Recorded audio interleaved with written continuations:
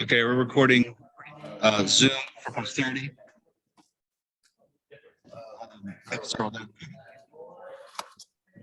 Got it. Uh-oh. Oh, wait, no, that's correct.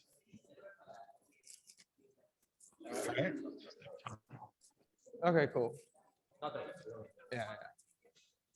All right, so I'm recording Zoom. Hold the noise. The room is very reverberational, so we'll need to be quiet so that we can record a good for you guys too. So first, I want to point out that Derek and Christopher are wearing wireless hardware mics. So these are these cool little things that are coming back to our seats on the computer back here. We'll be recording with these if we decide to do dialogue. They're really nice. They come back and see you. So everything they're saying is actually being recorded directly into the Zoom conversation, so you'll have good audio, hopefully. Just letting you know that we're adding this semester we've never had before is being able to record high quality audio on our performer. So Myers, go ahead. Hello, everyone. So yeah, we're gonna fit up Hugo with some markers and gloves and a helmet to track his face. First thing we're gonna do though is we're gonna kind of like use some of these little Velcro strips. You can find them typically if you're going to be in here doing mocap. This is like where most of our markers live, and typically you'll find them in a little bag in here, or sometimes they're just kind of loose in there, but we try and keep them in the bag. But this is just basically like if you've done mocap in here before, like you know that sometimes like the suit can be a little large, or maybe it's like hanging off a little bit or sagging, and like we kind of want to avoid that as much as possible when we're doing mocap so that the markers can stay exactly where they need to be. So in that case, what we'll do is we'll kind of, is it okay if I Velcro you up? So according to the stream, we'll promote it right now. Tuck that in just a bit. For those of you at home, we're doing a new market count. We're doing the 41 based on the 39. This is called core. Core means core. Minus the glove we put on.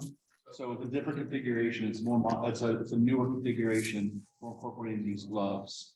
So just point out that there's a couple more asymmetries on here, and add this one above the left of the box, and then it has one more on the additional on the head and two on the chest. So one on the chest. So this is just actually I see two on the outer thigh as well. So what they have here are Manus gloves. These gloves are designed for Optitrack system. Sorry, my microphone's here. The strap sensors are in each finger, but then also has an IMU. And then it has two retroflective markers on the base of the glove as well. The into the skeleton and Optitrack. This is the most seamless way of doing it. You have to use another software to incorporate it in, which makes it so.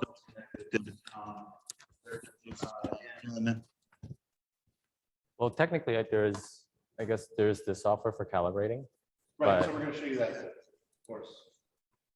So, see Hugo's fingers are completely broken. Christopher, what should you do? So typically what we'll do with these two is that, like, so Todd had mentioned that there's the stretch sensors in each one of the fingers. We just kind of try to make sure that they're like as central to the middle of the finger, each finger, that you can do each one. So that's what I'm doing with Hugo right now. I'm not just giving him a finger massage. Right. And then just to complete the biometric schematic, this is all coming back to a dongle. And those these are over Bluetooth. So those are our Manus core dongles that are out here in this room, even though they're running all the way back to the backbone of the computer. So each one of those is for each pair of gloves you're using. Technically, if we only need one pair, you just need one. We were doing a shoot that had two pairs of gloves going, so it's plugged into a dock right now, so we can get two going. Cool. And then typically what we'll do is once we kind of have them fitted on, we do in this program called Manus Core, Manus Dashboard, we'll do a calibration. So if you look at the screen on the lower right-hand corner, you'll see it says calibrate glove on pair. In the upper right-hand corner, it shows both of those dongles that Derek just showed. Those are like both specific to each pair of gloves. So like the ID for these gloves are linked to each one of the dongles. So you can't like mix and match. Like I couldn't just bring like gloves from like 370 over here and connect it to one of ours. Like they have to be the same ones. So those two are for the two pairs that we have here.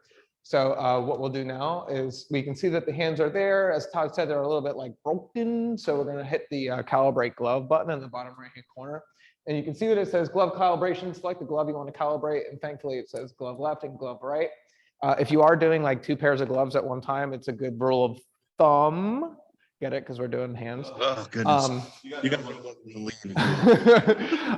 It's a good rule of thumb just to kind of like keep in mind like the last like few digits of each one of those gloves marker IDs, so that you can, when you're doing the calibration, you can say like, Athena, you do your calibration now, and Hugo, now it's your turn, so that you don't get it mixed up, because I've made that mistake before, and that's the end of that story. So basically what happens here is there's this calibration button. Right to the right of it, there's a little toggle button that says progress automatically. Derek thankfully has that toggled right now. And it's going to run us through like 3 basic exercises, which are going to be make a fist, pull your thumb in and stretch your fingers out, and then make a pistol. You're going to want to keep your hand as still as possible while you do that. It's going to give you the prompt first, and then it's going to say hold the pose. It says assume pose and then hold the pose. And then it will run you through just automatically. So we'll start with the left glove. So if you want to take a peek at the screen there and just kind of follow along. So make a fist, assume the pose, hold it there, hold it there.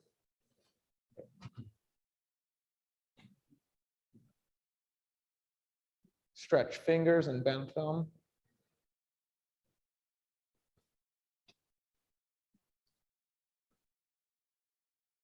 And make a pistol.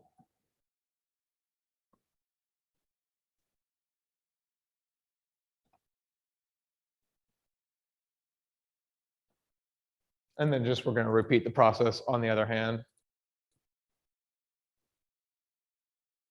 And you can see that it automatically just goes ahead and selects the other hand for you there. And these have to be charged. So batteries for these, so that you can switch them.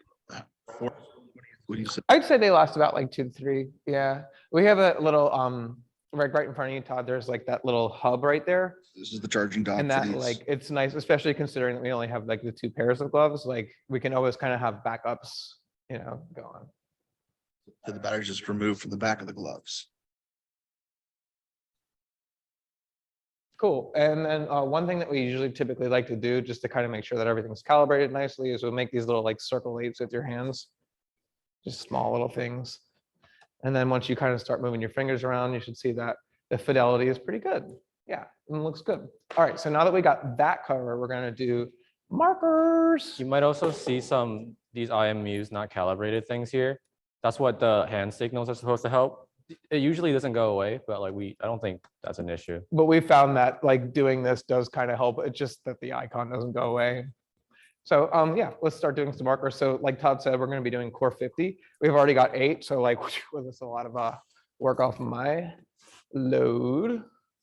So there's 4 on the head. Put a helmet on them first. And now these don't need active base stations, right? Oh yeah, let's do helmet first. The dongles take care of them being active. So these are now going to show up in mode of as devices that you have to then pair to the skeleton. So Yeah, I don't think that's going to cause a problem. I'm actually going to put the helmet on first. yeah, make it as uncomfortable as possible. Go Yeah, for I it. think so. Just because like the thing with the 50 is that like, so you have to have like markers here, here, here, and here. And like, we're going to be putting this on Hugo's head. So depending on where we put it, we might have to like adjust things. And Totally makes sense. Yeah. It's not that heavy without the phone on there. So Yeah, it costs $2,000, so yeah. it better be good. So I'm going to remove these markers.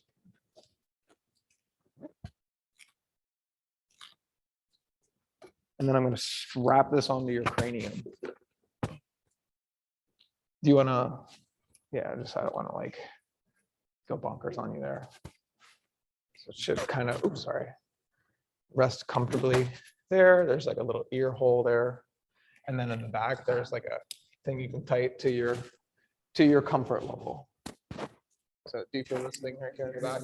There's a wheel in the back. Like if you've ever worn like a bicycle helmet, like you know how you can like kind of tighten it up. There's one like that for this too. And then you can adjust each one of these so that it's like in the correct position. So we'll get them markered up and then we'll put the phone in and take care of that. That's it. You mentioned this real quick. I'm actually gonna. Yeah, so We're recording in Zoom, so I imagine so. Tighten this up a bit for you. And then I need a couple more here.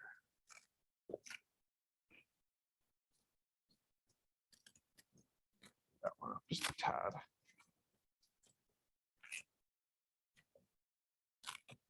And we're not gonna get to the mesh, the meta-human thing today. We'll catch up on that later on.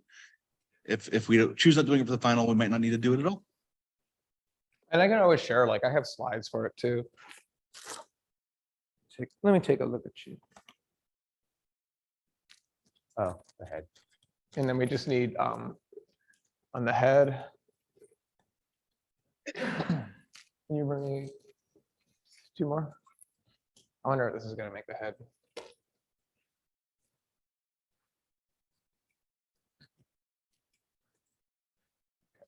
We can put double-sided, we can put paper tape on the headset if you think we need I think to. we might need to, but let's see. So now in Motive, what we're gonna do is, and this is like a general rule of thumb for pretty much like any like motion capture takes that you're gonna record. And Athena and people who have come and done the mocap labs before, like you're always gonna start in the T pose, and in the T pose, and when we create the skeleton, the story is gonna be pretty much the same. So whenever we select your markers and make you a skeleton, you're gonna want to be in that T pose position. Let's see. Oh yeah, you need the side ones. Yeah, it's looking like we're missing 3 total. Yeah.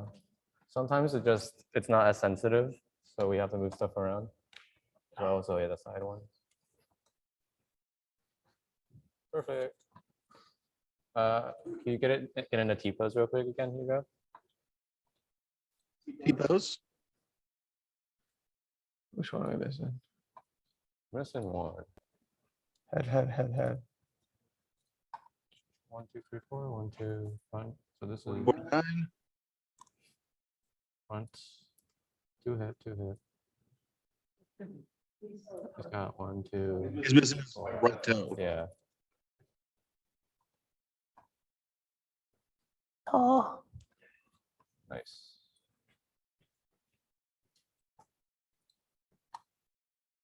All right. Can you show us your wonderful fingers? Oh, they're not paired yet. Right. Good call. So the way that this works, so if you're familiar with Motive at all, there's like the 4 like main windows. There's the calibrate, create, which is what we just did, capture, and then edit. And basically in the upper right-hand corner there, you'll see that there you have your assets. Right now we have Hugo, he is a skeleton. We also have Chris, who is also a skeleton, but he's not active at this moment. So we'll delete him. And then right to the left of where that assets tab is, you can see all of the cameras listed there. And if you continue to scroll down, you'll see a couple other devices that we have. In this case, we have the 2 Manus gloves. They're labeled right hand and left hand.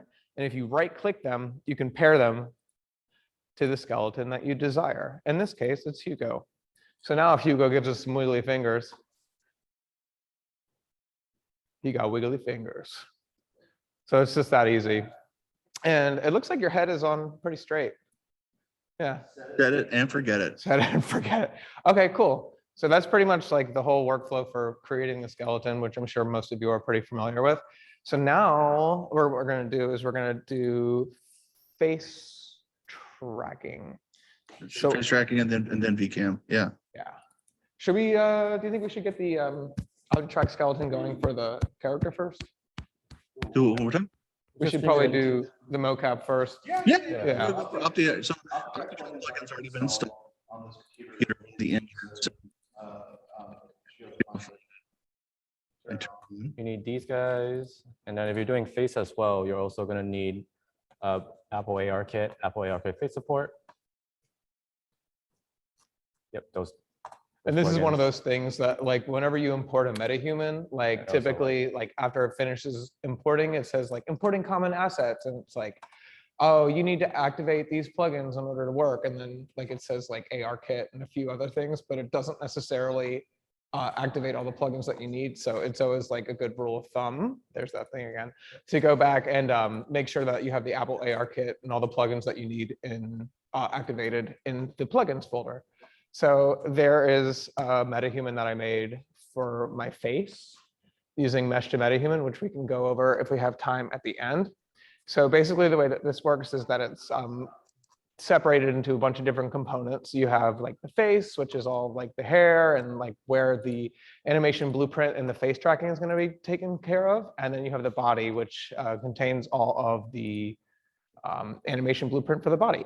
So the first thing that we typically do here, because the workflow to do Optitrack straight into Unreal, it can cause some problems with crashing. So this thing in the blueprint called the LOD sync is the level of detail. And the level of detail is basically saying like, how well is it going to render the hair? Like if you turn it to 8 or like 7, it'll make it look like that's Android. This has been optimized for Android phones. Yeah, so like there's like the PlayStation 1 version of my face. And as you kind of continually go up, things get a little bit nicer. And then when you get to 1, I got hair again. So basically, whenever you import a metahuman for the first time, it's forced LOD in the details panel under LOD sync as -1. And that has historically caused us a lot of problems with crashing. So I'd say like a good rule of thumb, best bet thing to do first is just to switch that forced LOD detail to just plain old 1 or whatever comfortable number works for your computer. So yeah. So the next thing that we're gonna do we go over installing the Optitrack plugin? Mm-hmm. Okay. I mean, they're going to use this computer, right? And it's going to be installed on the engine. So that's good. Yeah. Okay. So basically what we're going to want to do is we want to make sure that Live Link has the Optitrack source in there. Oh, you want to do that first? So like you might be familiar. Yeah, Derek's already done it, but like you might be familiar with it. If you ever are missing something or you need to get your computer crashing. That's a good example, because if you're doing straight from Optitrack into MetaHuman, this is going to happen a lot to you. It does. This is the best way, the way that Chris is talking about, it's going to be the best way that we've had it crash the least, but it's still going to crash a bunch no matter what. Typically, I mean, the best way to do basically anything is through Motion Builder. It just so happens that, you know, Optitrack has worked with metahumans to like kind of create this like remap asset so that it works like right out of the box. But like there are still some problems. And like if you want to use rigid bodies and things like that, sometimes it's a little bit easier just to use Optitrack, because then all of the coordinates are the same and things are where they actually are supposed to be, versus like Motion Builder's translation versus Optitrack's translation. So let's set the, I guess, animation blueprint first. And if you guys saw it earlier, when we crash and reopen, it set the LODs back to -1. And what that means is that ideally, what that means is that it's going to, based on your camera position, it's going to change the quality of your render. So you're not hogging up all your VRAM, but it crashes a lot. So it kind of does the opposite of the thing you want. And now that we actually switched it to 1, maybe we should throw a quick save all in the mix. Cool. So metahumans come in like really, like they're like supposed to be very modular, and like they basically share the same skeleton and preview meshes for like, there's 12 different base skeletons. So there's like short, medium, and tall, and then like underweight, normal weight, overweight for both male and female avatar representations. So basically what you can do is you can go into your folder where like the metahumans are. If you want to, do you want to show them like the common folder? So like if you go, like after you import a metahuman, you'll see like there's the Polycam Christopher. And if you open up that one, you can see like the one that's like my body, what it's using, and it shows like that skeletal mesh and it shows that animation blueprint. You can see it here too, under post-process anim blueprint. Same thing. So this is master material. Here they're sharing master skeletons. My bad. When you guys open it, it won't look like this. It will look more like, it'll look more like this. And this is the default animation blueprint for metahumans. But since we're feeding directly mocap data into it, we don't need all this IK stuff. that they're adding to it and all these pose corrections. So when you open it, just cancel that last node and cancel this first node. And all we really need is these two nodes and then one more live link node, which is how we're going to get data from Motif. Also, don't forget to compile and save again. Just a quick note too. There's the avatar is not actually in the level, right? He's not standing in No. there. Okay. All right, cool. Heaven forbid. Yep. And So that's like one of the main reasons for crashing. Like, so we found also that with metahumans in particular, and like solely with metahumans, if you bring the blueprint with the avatar into your scene before you hook all this stuff up, it will crash it. Just So we're giving you both methodologies. Less nodes and it's quicker to use Optitrack plugin. It's crashier. it's very crashy. Motion builder is A little bit more supported, but it takes a little bit more time. So to get data in, you're going to need this live link pose node. And right now we're going to see it's nothing because we haven't opened it to the data coming in from Motif now. It doesn't exist yet. So we're going to connect all this first, compile, save all again in case it crashes. You guys. And then we're going to Hugo. There he is. Hey. And then now that we're here, we're going to save all again. Okay. Hugo. And you see, this is like a, oh, right. One thing is, you see this retarget asset here? If we don't, Optitrack for metahumans made their own retarget algorithm that they put in as a blueprint. If we use the default live link remap asset, if you walk around Hugo, you're gonna just like slide around like a mannequin. Can you walk around for a second, Hugo? Which could be cool. Yeah, it's an aesthetic. But what you want under retarget asset is Optitrack live retarget. There you go. Once again, compile and save all. And now that you see data coming in here, you can go to your level. And now you can go to your metahuman blueprint. Drag it in there. And under here, you want to use the same group blueprint that you edited, which is male, medium, normal. And then to see it live in the editor, you can add a live link skeletal animation component.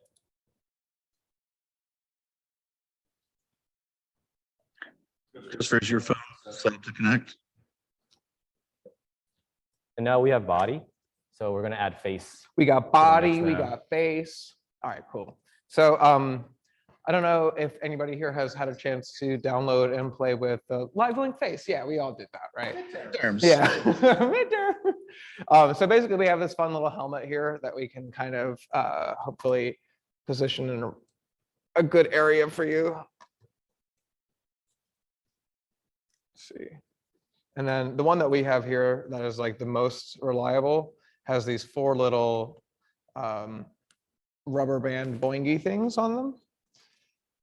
That's technical jargon. That's the technical term. And you see that there's a yellow dot next to it, meaning that it's not live sending out information. So it sees the human's face there, it turns green. Is there a way we can like?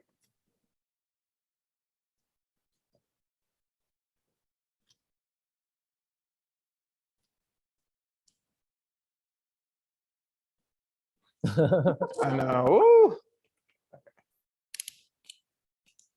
Like a That's your vice. take. Yeah. Okay.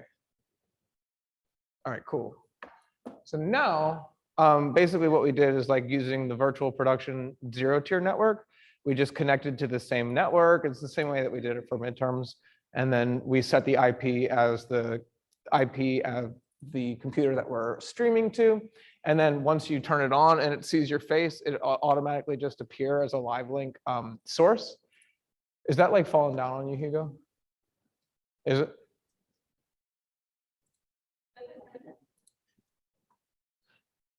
So that in like the top level component of the blueprint, you can see there's a section in the details panel for live link, AR kit face subject. And then you can just say Christopher. It's Christopher's phone, Hugo's body, back on Christopher's body. Then if you simulate, and then Hugo makes some faces. Also, don't you have to check, use AR kit face?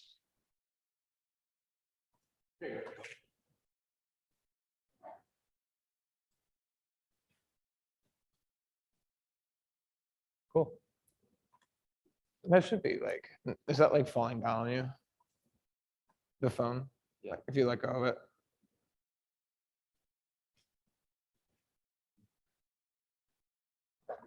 So that's face and body. So we do VCam.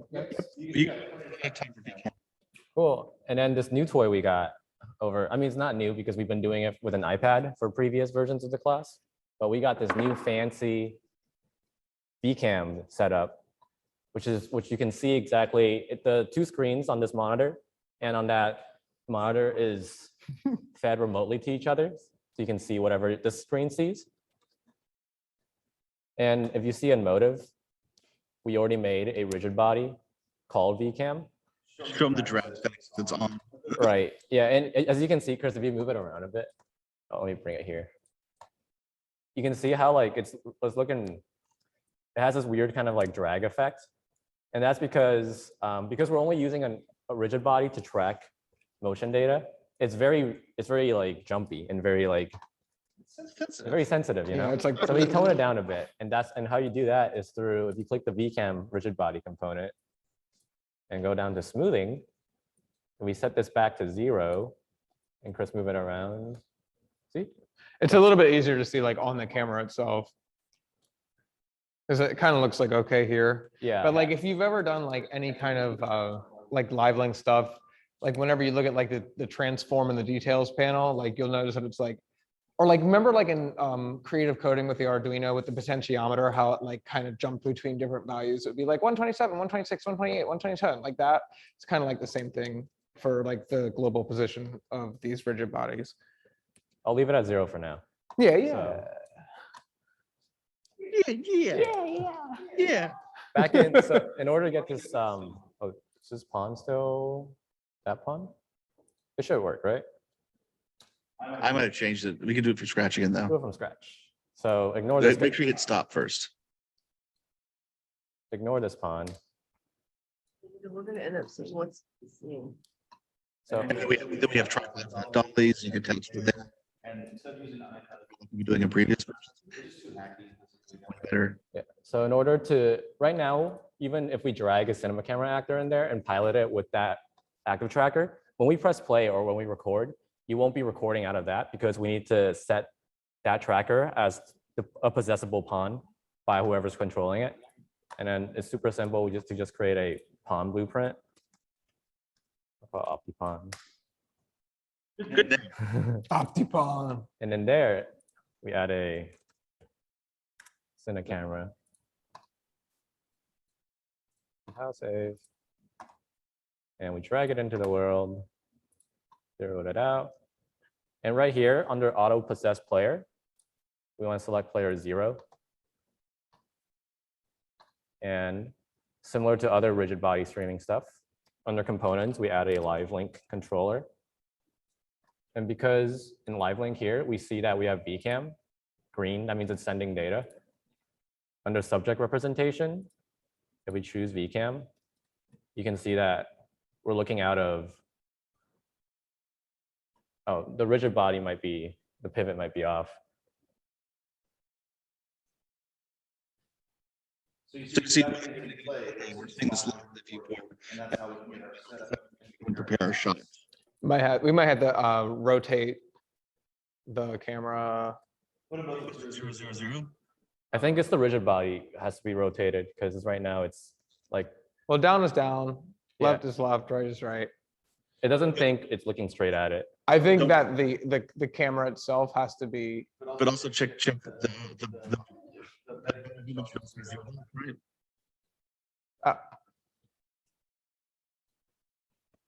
OptiPawn was zeroed out. yeah, just rotate the degrees. camera in the Optipawn Right, it's inside the blueprint. The pond. No, rotate it 90. Add an actor to it. Parent this to that. 90 on the, Yeah, on Z. maybe. Negative 90.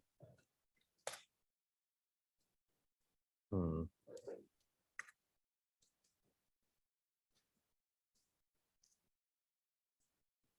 You might have to change the field of view a little bit too.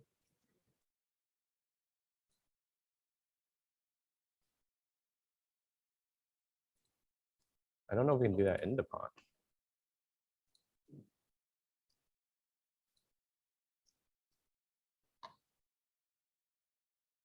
The field of view. Yeah. Yeah, go back to the camera, so the camera component. Is it just under general? So we'll have to use, we're gonna, we get the show control, we'll be able to control this from a phone so that we can change the field of view, Where is focal? all kind of stuff.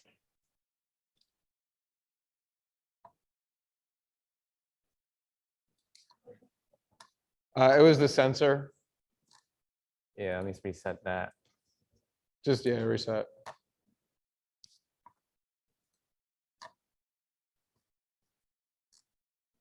So right now, let me set this back too.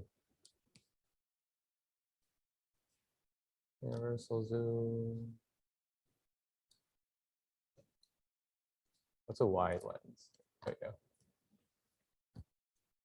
So what is it? He goes to this is slightly too much to the right of you. I don't know anymore because it's no longer tracking. So it's not that.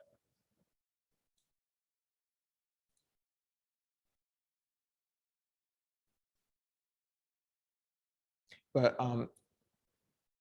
yeah, I would maybe like unparent it and then just change the rotation, like put the camera. So make sure that it's still streaming. Yep.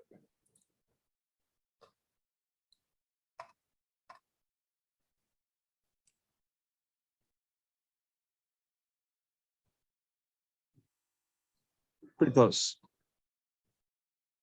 Might just have to rotate it. Like go to the cine camera component in there and just rotate it like, Like that much? yeah, Yeah, that's pretty close, right? yeah, but it's not tracking. Save all.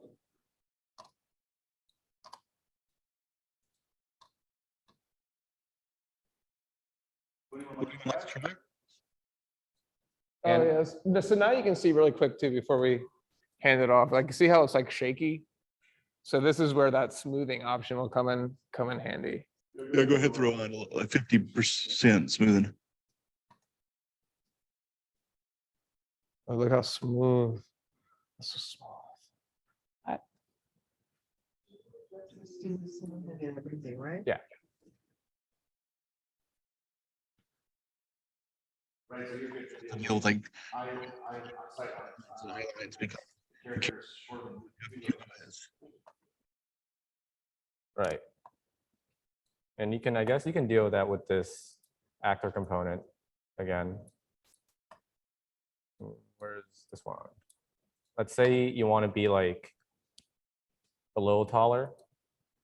Maybe add like 50 on the Z of this offset actor. And all of a sudden, Wearing lifts. yeah, all of a sudden the camera's all the way up there.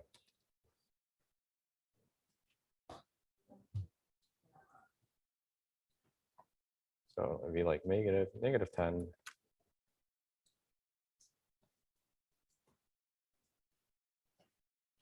Somebody, Young. sorry, I just saw for. I'm gonna take report.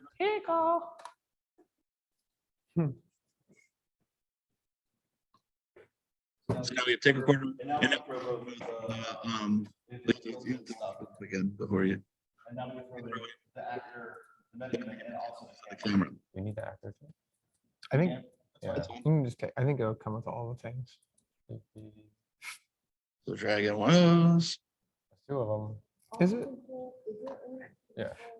Does it come with it? No, Just a second. We can show control with the program, put it like on a phone. There we go.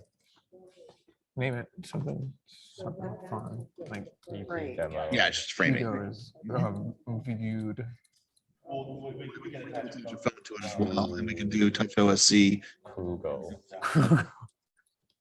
So the iPad solution has all the stuff as part of the interface. Just a mini. So we have to be in play mode too. Or simulate. at least. Simulate mode. And you can also wear VR headsets as well. So this is take record. Do you guys talk about take recorder yet? A bit, yeah. Oh, Whatever, okay, cool. briefly. So let's just shoot something then. Ready, Young? 3, 2, 1.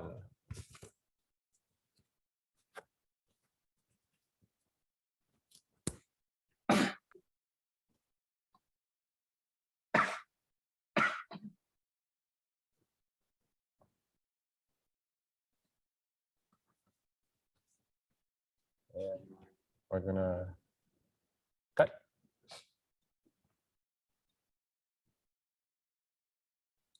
And then review. So bring back up tape recorder. At the very top. You already closed it, so Yeah. you can load the previous take from the button on the top.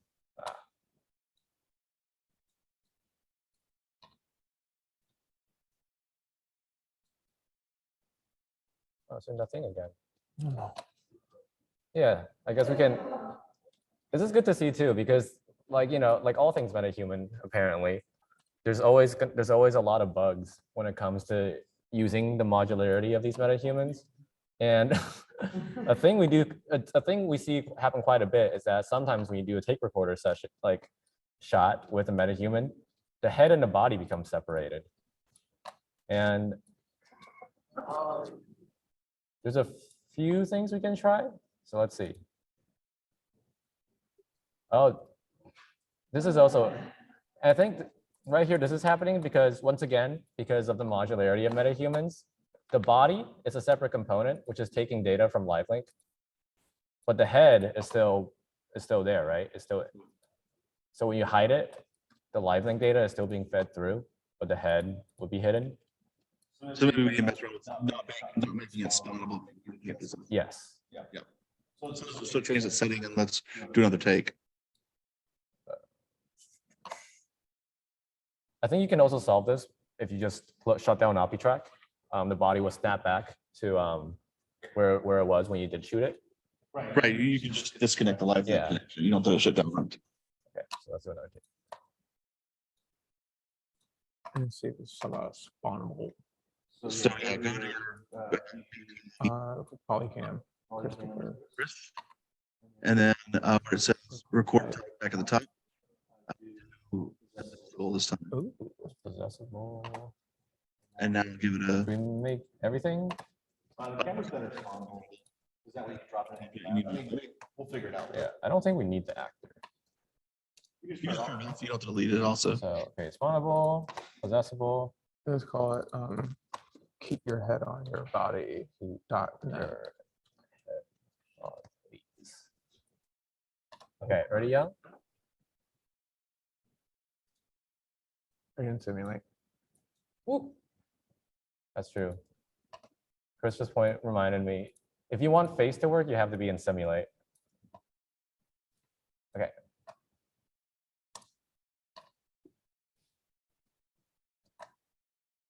Why don't you give him immersive view so Young can see? Where is the camera? I think There it's it is. We can't make it full screen now though, for some reason.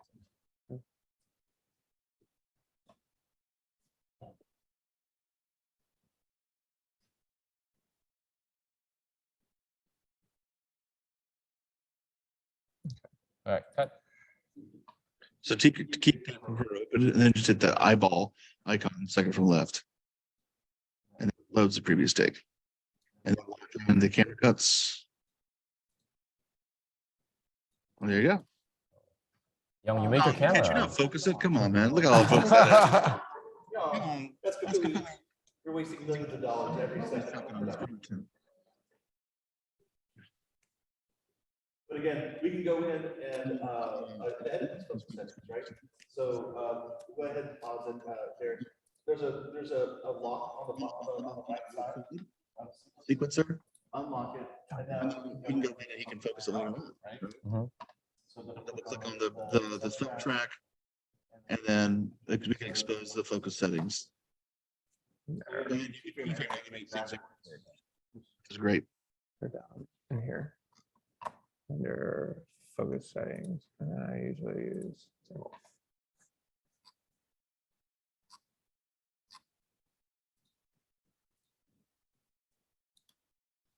Oh wow. Hugo, were you doing face stuff?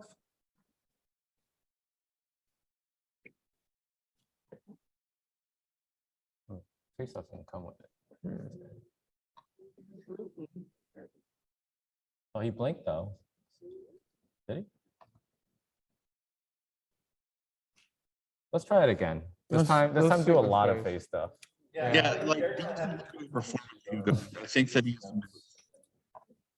We need more face, Hugo. Just double check to make sure that Where it says, double check the live link to make sure it's still getting faces. Yes. Okay, so right, so you take a recorder and hit that left arrow that's up there. Take a recorder.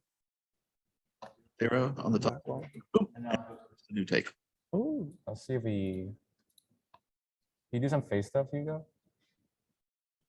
As you said play, it'll possess the camera. Young, can you get a close up on Hugo's face so we can see if the face is still working?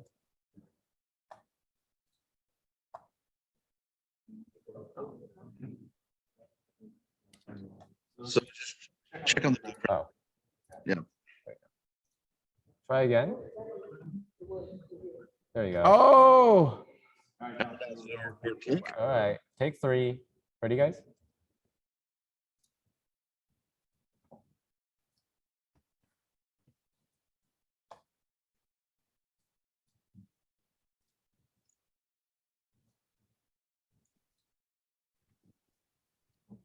Right. So, can one of you guys offer up your level there, Mike, to override the audio? yeah. Oh, yeah. Cut. Actually, No, I just like, I'm wondering if it's gonna hurt the. Yeah, no, it'll hurt the thing. And let's see it real quick while we get the lavs gone. I'm gonna lob you up. So once again, lock the track. Go into the camera. Just disable the focus.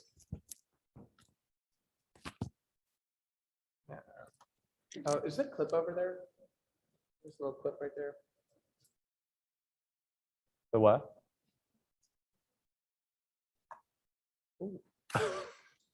that's why you're an engineer, not a baseball Yeah, player. that's what I was gonna say.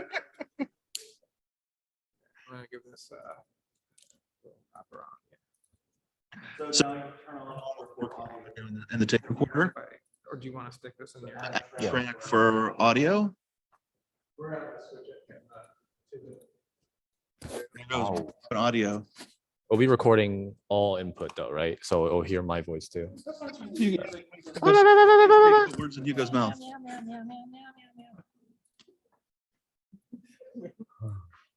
All right, ready, guys? So go ahead, hear it. Now, Whatever you want to say. All right, rolling and 3.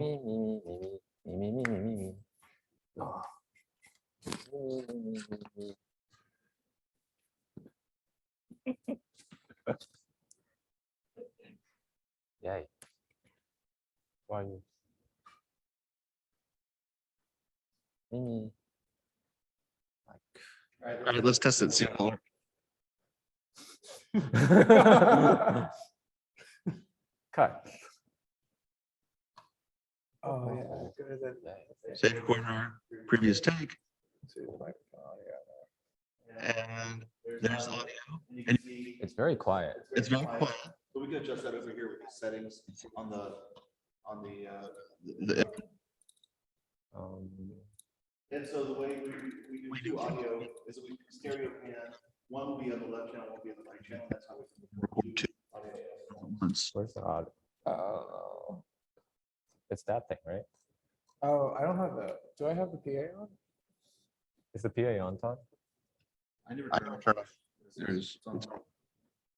Is it going out then? Oh, no, it's going to the Bluetooth thing now. Which is called, Here, I fix it for you. Which should just be.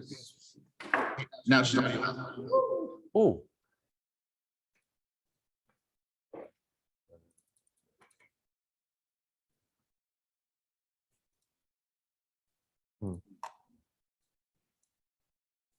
I go play that. I mean, I don't think it's playing anything right now.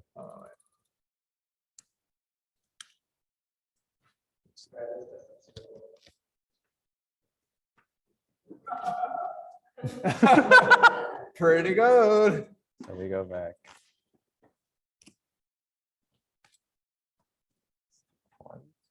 Ooh.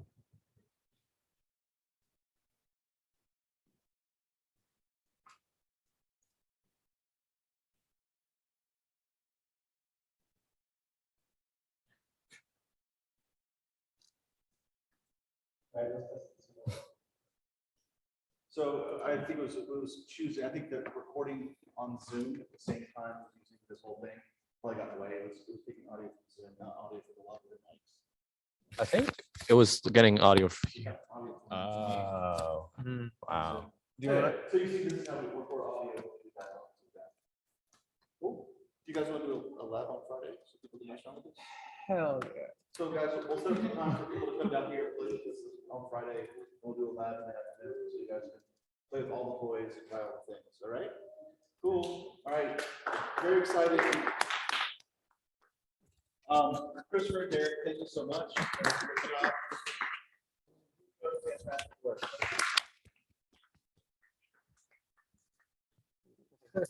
All right. Whoa. Tripping.